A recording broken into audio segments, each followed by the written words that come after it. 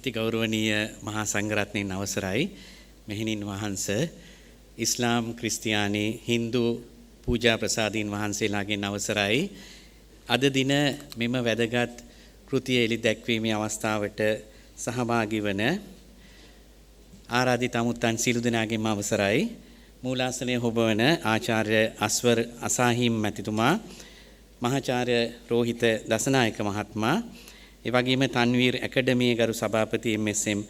ශහවීන් මහත්මයා තන්වීර් ඇකඩමියේ විදුහල්පති මට මේ අවස්ථාවට සහභාගී වීමට ආරාධනා කළ අබ්දුල් රහමන් මහත්මයා ප්‍රධාන තන්වීර් ඇකඩමියේ සියලුම අධ්‍යක්ෂක මණ්ඩල සමාජිකාවෙන්ගෙන් අවසරයි ආදරණීය සහෝදර සහෝදරියනි ප්‍රථමයෙන්ම මම සඳහන් කරන්නට කැමති ඉස්ලාම් භක්තිකයෙකු නොවන අයෙක් වන මා මේ වැදගත් අවස්ථාවට ආරාධනා කිරීම පිළිබඳව මම අතිශයින්ම සන්තෝෂයට පත් වෙනවා ඒ වගේම එය ගෞරවයක් කොට සැලකනවා මම විශ්වාස කරන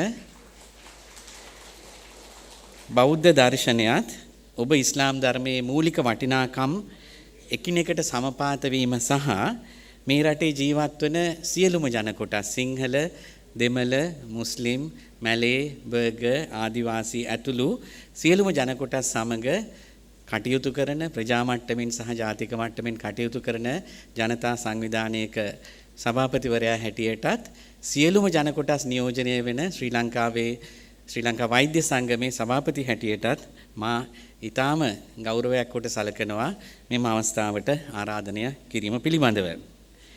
පේරාදෙණිය විශ්වවිද්‍යාලයේ මහාචාර්ය රෝහිත දසනායක මහත්මයා මෙම ග්‍රන්ථය පිළිබඳව වඩාත් පුළුල් ප්‍රවේශයකින් විචාරයක් සිදු කිරීමට නියමිතයි. ඒ නිසා මම ග්‍රන්ථයේ අන්තර්ගතය පිළිබඳව කතා කරනට වැඩිය සමස්තයක් ලෙස මෙවැනි ග්‍රන්ථයක් ආමන්ත්‍රණය කරන්නේ මොන වගේ තත්වයන් යටතේද කියන එක ගැන කෙටියෙන් අදහසක් ඔබ හමුවේ තබන්නට කැමතියි. මුස්ලිම් ජනතාව යනු විවිධ හේතුන් රාශියක් නිසා ගෝලීයවත් දේශීයවත් විශාල වශයෙන් අවධානයට ලක් වූ ජන කණ්ඩායමක්. ක්‍රිස්තු වර්ෂ 7 වෙනි සියවසේ අපි ඉගෙනගෙන තියෙන හැටියට ඉන්දියන් සාගරය ඔස්සේ වෙළඳාමේ නිරත වීමත් සමගම මුස්ලිම් ජනතාවගේ සමීපතාවය ශ්‍රී ලංකාවට හිමි වුණා. මා ශ්‍රී ලාංකික හැටියට එය භාග්‍යයක් කොට සැලකනවා.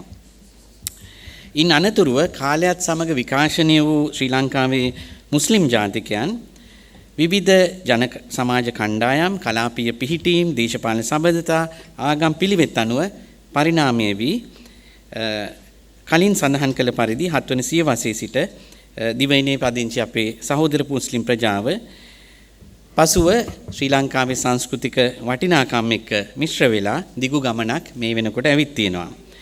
ඒ වගේම දේශීය ජන කණ්ඩායම් සමග අන්තර් විවාහයන් සිදු කළද ඉන් පසුව ඉස්ලාමීය වටිනාකම් සහ සංස්කෘතික උරුමයන් ඉදිරියට ගෙන යාමට අමතක කළේ නැහැ. ඒ වගේම දේශීය ප්‍රජාවන් සමග මුසු වීමෙන් පසු ශ්‍රී ලාංකීය අනන්‍යතාවය සහිත මෙරටටම විශේෂිත වූ මුස්ලිම් ප්‍රජාවක් වර්ධනය වුණා. මාමාගේ කුඩා කාලේ ඉඳලම සර්වෝදය ව්‍යාපාරයේ වැඩ කටයුතු සමග එවැනි ප්‍රජාවන්ට ගිහිල්ලා තියෙනවා. එතකොට විකාශනය වීම මගේ දශක 6කට වැඩි මේ ජීවිතේ මම ඒක අත්දැකීමෙන් අත්විඳලා තියෙනවා. ඔවුන් වසර ගණනාවක් පුරාවටම සහජීවනය, සාමය, එකිනෙකා අතර වූ අවබෝධය ශක්තිමත් කරගනිමින් ජීවත් වුණා.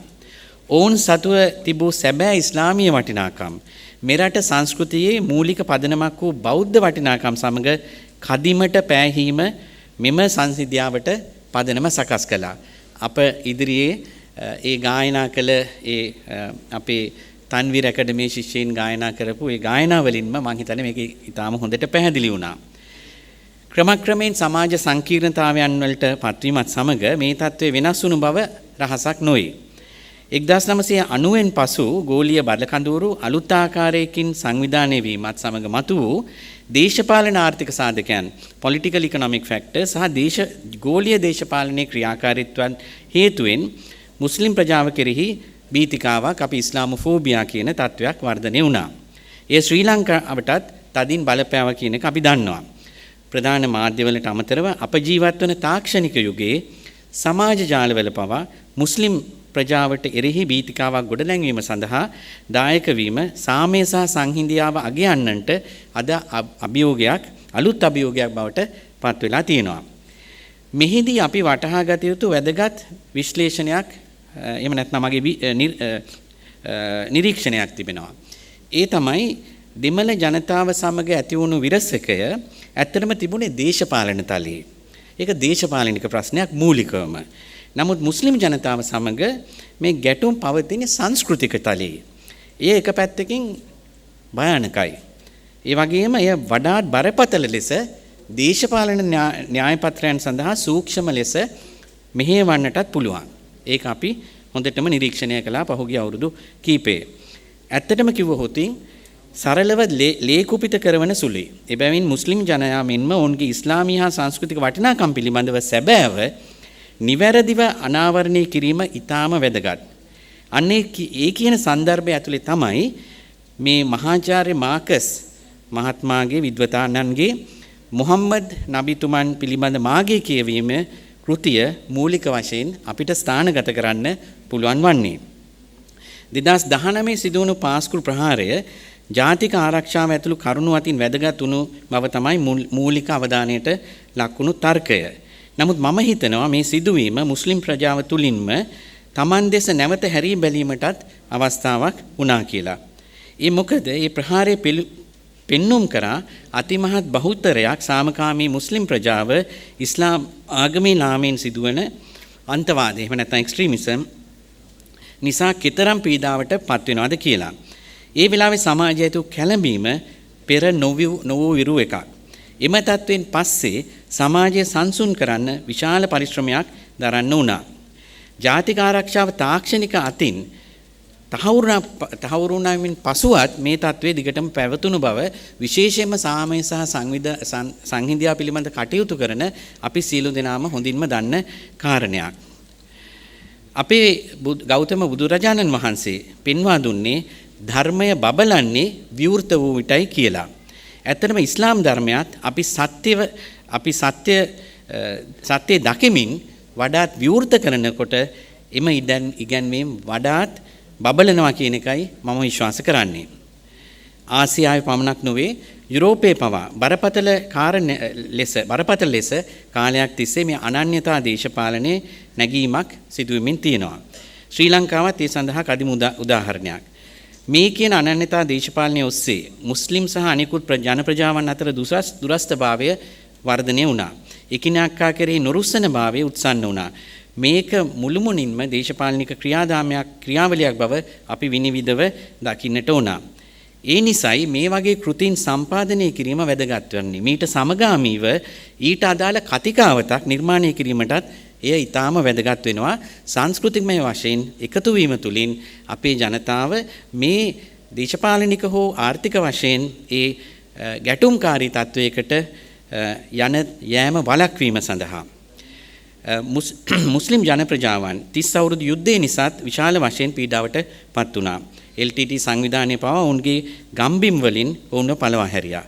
ඒ නිසා මේ සියල්ල අවසානයේ සෙසු ජන ප්‍රජාවක් මෙන්ම මුස්ලිම් ජනතාවට සාමකාමීව ජීවත් වීමට සුදුසු පරිසරයක් අවශ්‍යයි. සමස්තයක් විදිහට එකිනෙකාගේ ආගමික විශ්වාසයන් සහ ඉගැන්වීම් පිළිබඳව මෙවැනි විවෘත ගැඹුරු සාහිත්‍යයක් නිර්මාණය කිරීම ගොඩනැංවීම ඊටාම කාලෝචිතයි. එය ඊටාම අවශ්‍යයි. එය අවබෝධය හා විශ්වාසයේ ගොඩනංවන පියවරක් වනවා නොඅනුමානයි. අවසාන වශයෙන් ඇත්තෙන්ම ඉස්ලාම් ආගම සාමූහිකත්වයේ සංකේතයක්. ඒ සාමූහිකත්වය ජනතාව වෙනුවෙන් සේවය කිරීමටත් කැපවීමටත් භාවිතා කරන්න පුළුවන් නම් එය මනුෂ්‍යත්වයේ වෙනුවෙන් කරන විශාල ගෞරවයක් වෙනවා. මම තන්වීර් ඇකඩමියට ප්‍රණාමය පුද කරනවා මෙම ග්‍රන්ථය සිංහලෙන් පළ කළා ඒ පිළිබඳ සමාජ කතිකාවතක් ආරම්භ කිරීම පිළිබඳව. ඔබ සැමට ස්තුතියි.